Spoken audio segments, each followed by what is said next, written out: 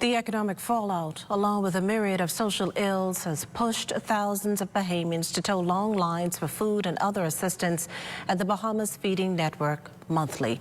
LaDawn Davis joins us with the second of a three-part series as she speaks with a middle-aged woman to find out about her struggles with unemployment and how the Feeding Network gave her a different outlook on life. Good evening, LaDawn.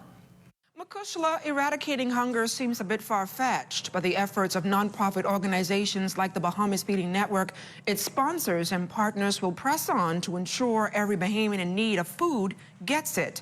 I was able to speak candidly with one Bahamian who's benefited.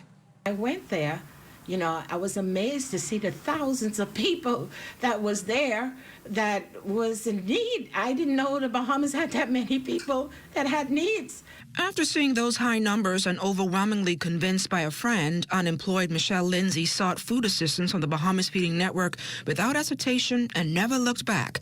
Here's how the 59-year-old mother of three and a few furry friends say the Feeding Network sustained her. I had a piece of marble fell on my foot, and I really had some issues with even standing up and moving around for some times. And the struggle was real. And so my dogs, I had about several dogs too. And so I needed to supply for me and my dogs. And yes, people help you, family help you, whatever. I didn't have an income coming in.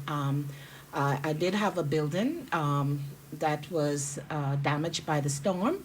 A coconut tree fell on the roof, and I've been trying to get it repaired for quite some time now. Lindsay, who collects food parcels monthly, says while the Feeding Network has been a blessing to her, the Spirit of God led her to lend a helping hand to fellow inner-city residents.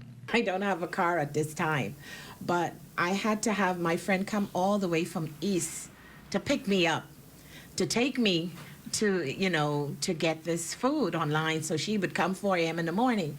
So it was a prayer time for me anyway. So I went, and when I went, like I said, as I came back home and I saw the need, that everybody around me had needs. During the pandemic, in the night, I would get up as the Spirit of the Lord lead me, and I would be ministering in the streets. But according to distribution manager Rosina Scully, Michelle is just one of dozens of Bahamians who have tossed pride to the side and seek the help they need. We'll get a call or something that said, well, I am badly in need. I'm hurting, but I just can't come. And things like that. You don't have to be afraid. You don't have to be afraid to come to get a meal to put on your table, because it really would hurt me to know that you don't come, get something and stay at home and have nothing to eat at all, and you and your family starve to death.